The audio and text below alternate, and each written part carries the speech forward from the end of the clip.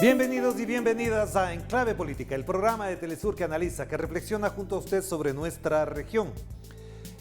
Joe Biden nombró a su gabinete y parecería que repite el modelo de Barack Obama, pero al mismo tiempo las primeras declaraciones de su secretario de Estado, es decir, de su canciller, dan cuenta de una continuidad en la política exterior de Donald Trump, quizás con otras formas nada más. En la práctica, para el mundo, Estados Unidos sostendrá una agenda geopolítica dominante, agresiva, hegemónica, sin espacio para la negociación y mucho menos para el diálogo real con sus supuestos enemigos. América Latina ni siquiera ha sido mencionada por el secretario de Estado. Eso supone una ausencia de sentidos y motivos para entablar un trabajo alrededor de los temas, por ejemplo, de la migración o la pandemia. Sobre esto queremos conversar con la experta en geopolítica, Ana Esther Ceseña, con quien nos conectamos allá en México. ¿Qué tal? Qué gusto volverte a ver, Ana Esther. ¿Cómo estás? ¿Qué tal, Orlando? Mucho gusto de estar contigo. Gracias. ¿Cómo evalúas las primeras declaraciones, las primeras medidas, leyes asumidas por Joe Biden y en particular el gabinete que nombró?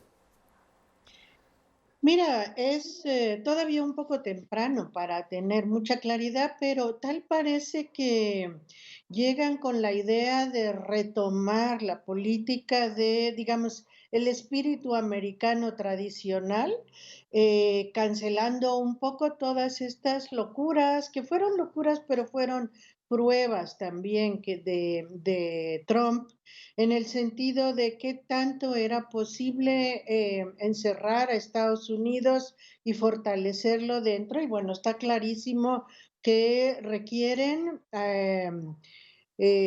sus redes internacionales, es decir, que la globalización que construyeron a lo largo de tanto tiempo, pues esa es su base, su soporte frente al mundo. Entonces no pueden cancelar todas sus redes de distribución, de comercialización y de producción mundiales. Y eso quiere decir que no solamente se refuerza económicamente en el exterior, sino que también militarmente tiene que repensar otra vez las políticas que está siguiendo. Por ejemplo, en el Pentágono ponen a un hombre que es realmente muy experimentado en la región de Asia Central, donde claramente ahora se están teniendo problemas porque China y Rusia, digamos que han conquistado un terreno un poquito mayor en términos de los equilibrios geopolíticos, y entonces esa es una de las grandes preocupaciones, me parece a mí, que lo están llevando a privilegiar en este momento qué es lo que se va a hacer en esa región. Por ejemplo, dicen, nos tenemos que seguir enfrentando a China, es decir, disputando con ella, pero lo vamos a hacer de otra manera. Pero no quiere decir que eso debilite su posición de competencia con China. Al contrario, justo lo que está diciendo Biden ahora es que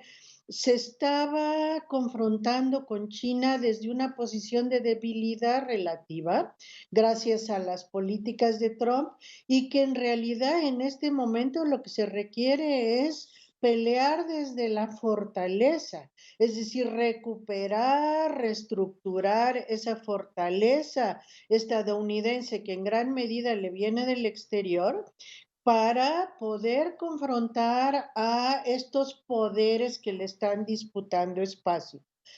Una de las preocupaciones, por ejemplo, que han mostrado es que tienen que restablecer sus vínculos con los aliados, o sea, que los aliados tienen que jugar un papel clave en todo lo que va a ocurrir de aquí en adelante. Y entonces, pues eso quiere decir un poco, otra vez esta idea de que son los proxy, ¿no? Los que van a estar controlando los casos difíciles y entonces, bueno, un trabajo diplomático y de inteligencia siempre es simultáneo, o sea, porque la diplomacia la hacen con cancilleres, pero también con la CIA, por ejemplo, ¿no? Entonces, un trabajo diplomático fuerte en todos los alrededores o en todos los puntos que sean capaces de hacer un contrapeso a sus competidores. Coincido perfectamente con eso, pero también te podría añadir un elemento añadido a este debate, es cuánto pesan los problemas internos, la pandemia, la crisis económica, la migración, como para que la agenda geopolítica exterior de Estados Unidos no sea la más protagónica, al menos en lo que queda de este año, tomando en cuenta lo difícil que significa para un país de la dimensión de Estados Unidos, más de 200.000 muertos, de alrededor de 300.000 o 400.000, ya no sé exactamente cuántos están, y además más de 70 millones de empleos perdidos. Entonces parecería que quizás esto pueda atenuar la agresividad en la política exterior. ¿Coincides conmigo en eso o no? Mira, en parte sí, o sea, claro que el Estados Unidos de hoy es completamente distinto del de hace 4 años. O sea, Estados Unidos hoy tiene una situación interna, no solo por la pandemia, sino porque se les desataron los conflictos sociales que, bueno, por supuesto se han ido acumulando a lo largo de la historia, pero de repente empezaron a encontrar cauces y entonces tú tienes grupos por todos lados de gente que está confrontando las políticas del gobierno, que se está organizando independientemente, que, en fin, hay allí un descontento, proyectos, yo hasta diría autónomos de grupos sociales dentro del país, cosa que hasta ahora la habían tenido muy controlada, pero de repente con esas políticas un poco histéricas de Trump se les desató y eso hace que la situación interna, bueno, por supuesto ellos dicen controlar la pandemia, primero que nada, efectivamente, pues están llegando a 400.000 muertos, ¿no? Y una cantidad de contagiados y bueno, en todos lados, la gente está en la calle, se cae, ¿no? Un poco, una cosa así para el país más poderoso del mundo, como que no es lógica. Entonces, eso tienen que controlarlo y esa también es una manera de irse acercando a los grupos sociales, no solamente para convencerlos de que están haciendo una buena política, sino para vigilarlos, controlarlos y lo que haga falta para poner otra vez un poco en orden la situación interna.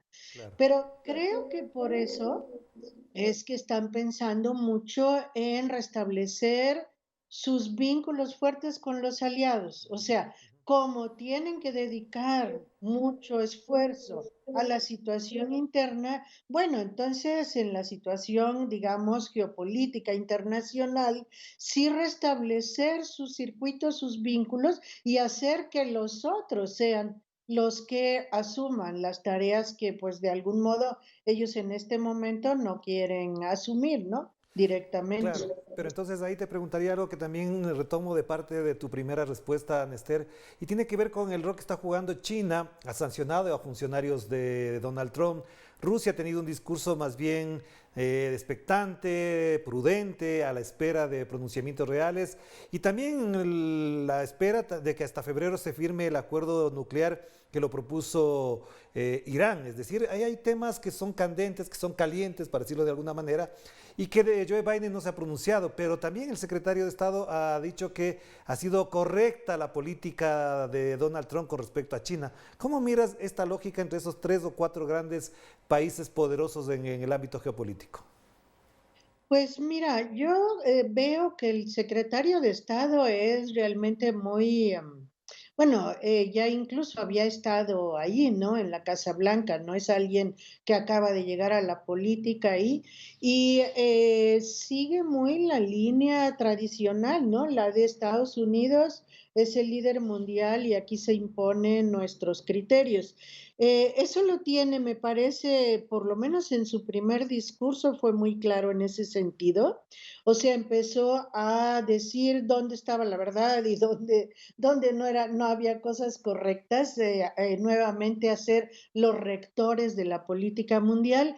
pero yo siento que tienen muy claro que tienen que modificar los términos de, si quieren mantener incluso ese liderazgo, tienen que modificar los términos de la política, porque ya el mundo, lo que decíamos, no es ni internamente es lo mismo que hace 4 años, pero tampoco externamente.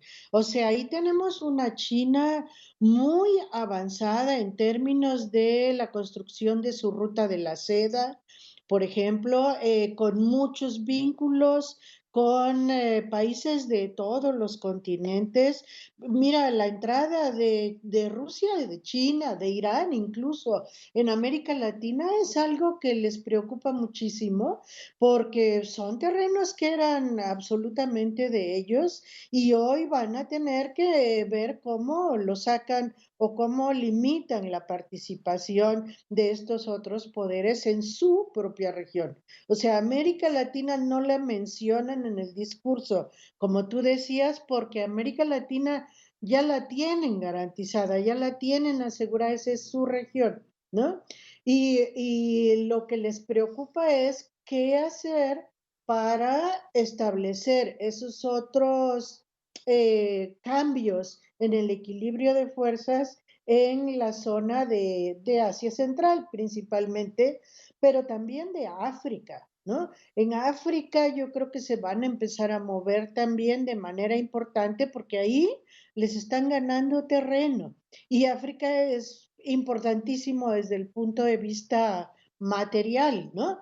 Bueno, también geográfico y de otros, pero materialmente en África hay millones de cosas importantísimas que todos necesitan y que, bueno, no solamente es que ellos las quieren, es que tienen que impedir que los otros las tengan. Entonces, eso es como parte de la gran disputa que creo yo que está en este momento. No aparece todavía en los discursos, Claro. pero va a ir apareciendo. Y yo sí veo a Biden un poquito más prudente en sus declaraciones que al propio secretario de Estado. O sea, a él le dejó la parte agresiva, ¿no? Como muchas veces ocurre. Pero claro que sí. Vamos a hacer la primera pausa, Nestor, para volver y tocar lo que nos compete desde México para abajo, que nos corresponde ahora entender de lo que va a hacer y de lo que ha dicho o lo que no ha dicho Joe Biden. Vamos a la pausa y enseguida volvemos a conectarnos con México con Anester Ceseña y hablaremos de la política exterior de Estados Unidos con nuestra región. Vamos a la pausa.